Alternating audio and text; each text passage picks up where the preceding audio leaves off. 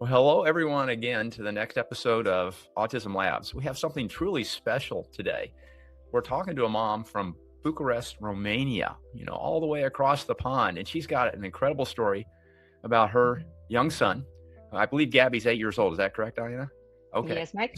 So go ahead and introduce yourself and tell us a little bit about Gabi. My name is Diana Danu. I am the mother of an 8-year-old boy with autism. His name is Gabi. Gabi is a wonderful little boy who has been diagnosed when he was around 3 years old.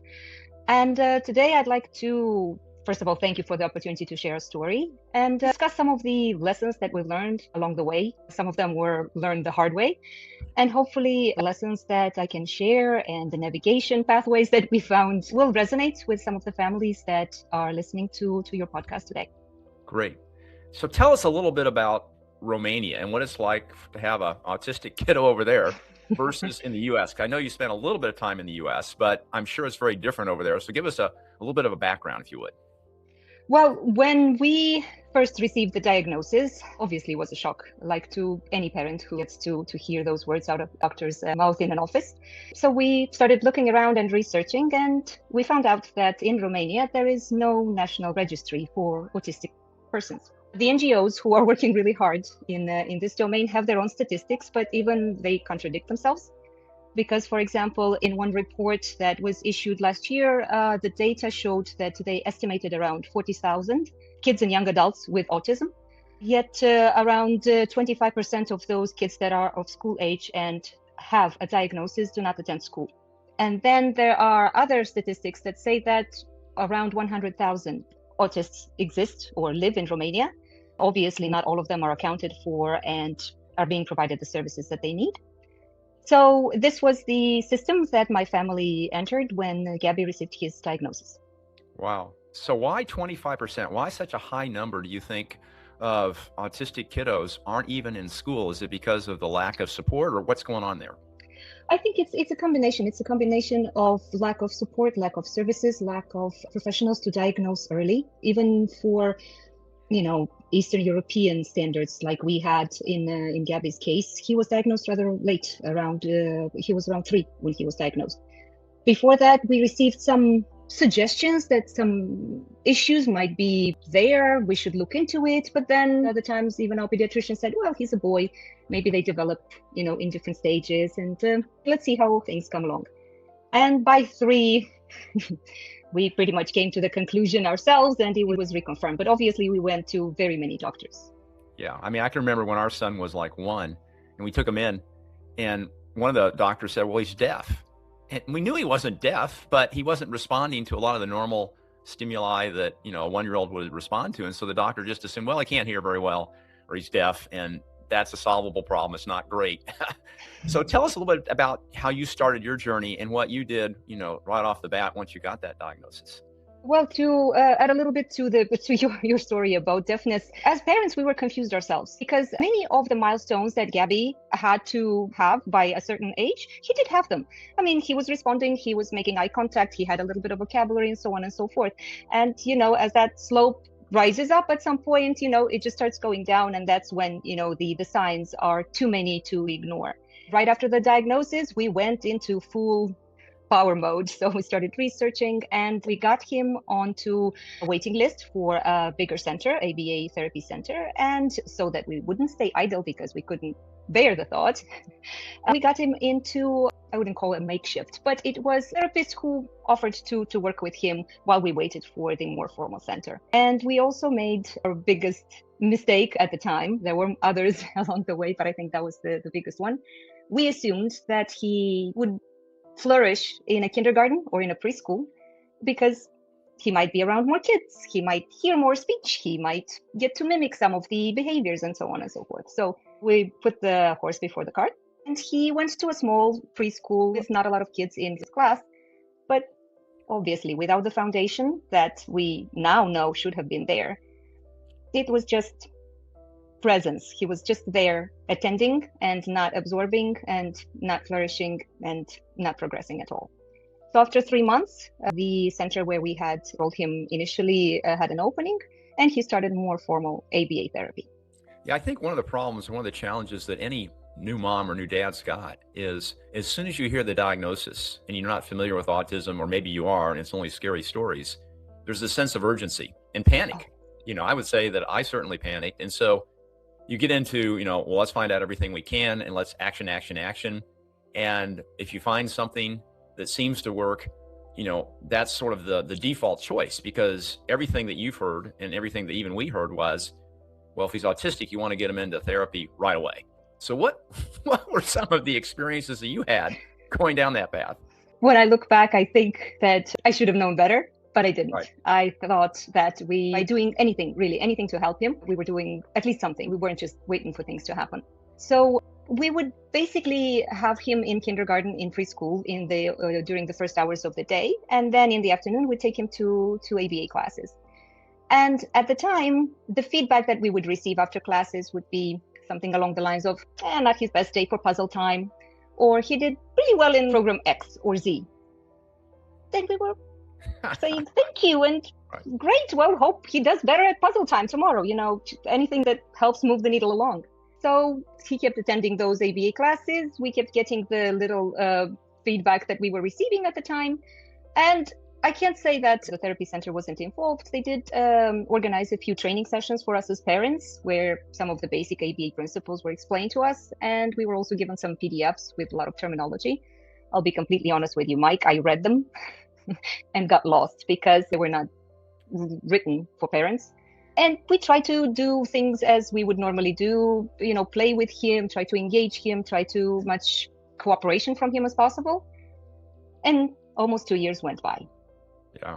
I think one of the challenges is not wanting to intervene or interfere with what's going on in school, and trusting the therapist or the BCBAs or whomever is working with your child, and making assumptions that, well, they know what they're doing and I should rely upon them. And what I think you've learned, and certainly what we've learned, is the more proactive, the better. Not necessarily in a super pushy, aggressive, adversarial way, but more as, hey, I want to know what's going on with my child, especially so I can do at home what you guys are teaching them in the kindergarten. I mean, one of the biggest challenges that a lot of moms have and parents have in the States is inconsistency, right? That what goes on in the classroom isn't necessarily followed at home, after school, on the weekends. And of course, then there's that disconnect, and your child doesn't learn quite as quickly because there's not that continuity from classroom to the home kind of structure. So as you went down this path, what were sort of the next learnings or the next steps that you evolved or you found out or you discovered? Well, as something that should be mentioned, especially for your US audience, in Romania, the parents assemble the care of their children by themselves. So essentially, as we moved along this path, as we understood more, we obviously reached the conclusion that the US has come to a long time ago and has incorporated it into the support system, which is that the BCBAs are a part of any team that work with a special needs child. At the time, we didn't know that was a non-negotiable factor in any decision. And the therapists that we were working with were not formally educated, or they were not formally accredited. They had some kind of specialization. Most of them had psychology degrees, but they were not specifically trained to work with special needs children. And the other item that obviously came to us a lot later, and I wish it did earlier, but I hope that our conversation will help parents get to that point very quickly, is that we needed to get involved. My husband, our family, grandparents, everyone needed to be on the same page. We all needed to have the same plan. And I reached this conclusion when we realized, after one of the coordination sessions that took place on a monthly basis, so we would go to the center, to the therapy center, and we would sit in on one of Gabi's sessions.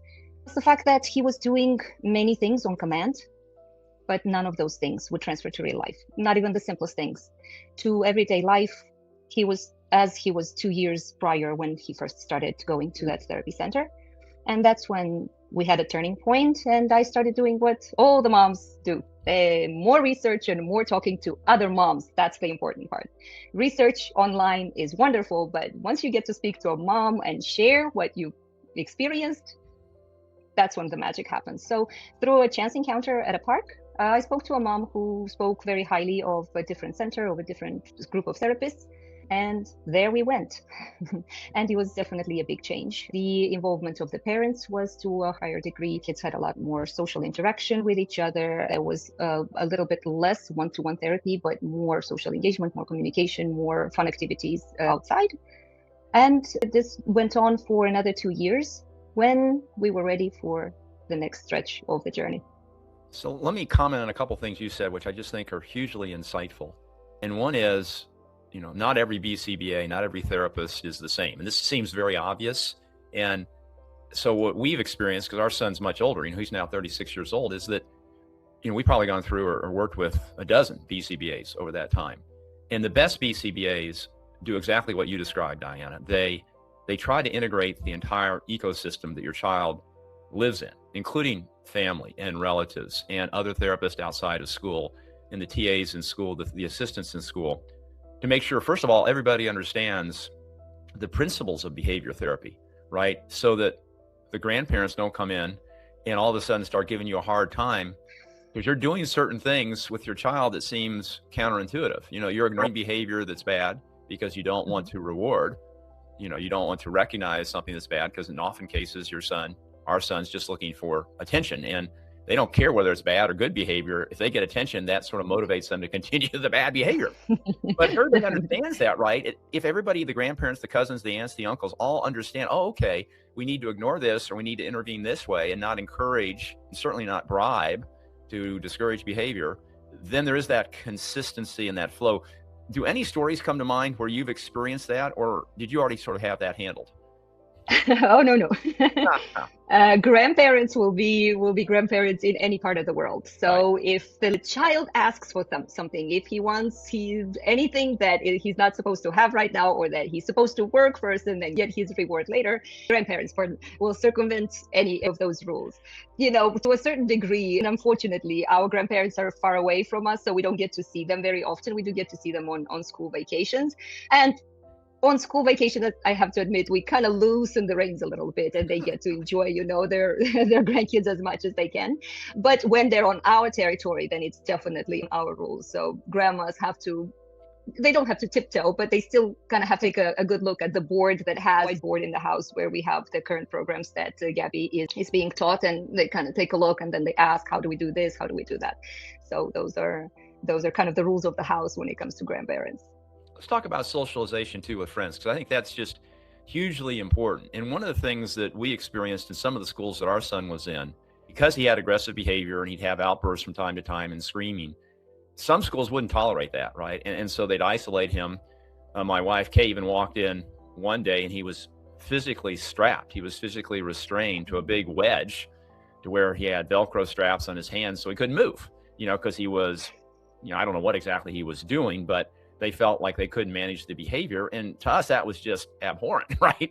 It's like, look, remove them from the classroom, let them settle down, get them out of the noisy environment, but don't totally give up. What experiences, if any, like that have you had with Gabi, or have you been able to avoid that kind of misunderstanding or that kind of treatment in some situations that you felt was very inappropriate? That's heartbreaking for any parent to hear, Mike. And you've had a lot more experience in this area than I do, because Michael is a lot older. We haven't had a situation where we would see any kind of aggression or limiting behavior towards Gabi. He's never been aggressive in that regard. And also he's very small. So if he doesn't like it, he might yell or might throw the thing on the floor. But that's, usually what kids his age do. So it doesn't really trigger an emotional or like a physical outburst. What I did notice, though, is that because in the kindergarten, especially, I will revert to your question about school a little bit later, but in the kindergarten, it was very small. And the kindergarten teachers knew about his diagnosis, knew that he was relatively isolated, that he would not speak to other children, and that if he were left alone, he wouldn't bother anyone. And that's where the heartbreak comes from your story and from my story, because when we would come to pick him up in the evening, the teacher would be saying things like, oh, he was okay, he ate a little bit, or he looked around, or like something very neutral. Then once I think they had some kind of an event and they had a video of the entire classroom. And I just noticed that Gabi was sitting comfortably, but in one corner with still the toy that he got from home. Right. And he was just doing that. Right. And at that moment, I realized that's probably how he spent his entire day, because he was not engaged. They didn't know how to engage him. The children were obviously, playing and roughing it around. I don't know how long he spent on that chair, but he broke my heart. And after that, that's when, more things came to, the same turning point, and when I started looking for other options. Because this is where we are now. In today's setup, Gabi has a team of 2 therapists that work with him. It's not around the clock. It's from 8 to 5. One of his therapists accompanies him to school. We have a BCBA with whom we meet on a weekly basis and discuss his progress, discuss challenges at home and in school. And his day starts in a regular public school, where we found a lot of understanding from the principal and his teacher. They do not have a lot of support because, just like in the US, the special ed teachers are overwhelmed and they have many students to whom they need to supply services to. But our setup right now has resulted in Gabi being happy, being relaxed, not having to be driven or taken to different centers across town. And his therapy is integrated in school, at home, and in his other leisurely activities. He really enjoys piano and he enjoys swimming. And even his swimming instructor at one point came to me, and then I went to the BCBA and I asked him that Gabi wanted to just, splash around and not interested in learning how to swim because he was good. He was very well, thank you very much. Right. I'm not going to do anything important. And the BCBA offered a few suggestions, and then the instructor came back and said, you know what, it works. He does understand this. Do this first, and then we play. So it's a very simple structure, but having someone who understands the big picture and knows Gabi really helps with smoothing, our path as we move along. I would be remiss if I didn't mention the fact that I was looking for support for Gabi in school for his therapist. I found a person who has become a mentor. His name is Diana Danu, and he is the father of a young gentleman who was diagnosed with autism almost 20 years ago, and now he's a college graduate and he's doing very well. And Damien, with his knowledge and all of the experience that he had with his own son, because 20 years ago, their family was among the first who invited a BCBA from UK, I believe, to come and coordinate his son's program. So with his support, the therapy that we were able to do at home, even without a BCBA, has been amazing. That was the period of our lives when we saw the best outcomes for intense but very structured and concentrated strategies for autism. And it was under Damien's guidance that we saw a lot of improvements, including eye contact and including joint attention, socialization, and so much more. And that's when we realized as a family that what we had before was not working and we needed to change. And that's how we ended up with the structure, with the setup that we have today.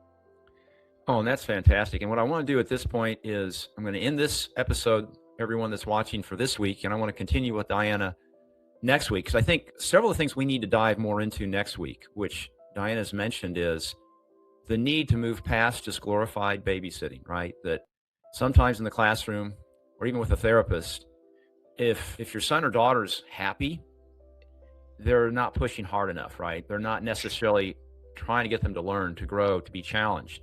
Can't push too hard. So it's a balancing act, and finding a mentor like Diana found is so important. So thank you for watching this week, and please come back next week as we continue this really exciting episode with the warrior mom, Diana, over in Bucharest. Thank you all. Thank you, Mike.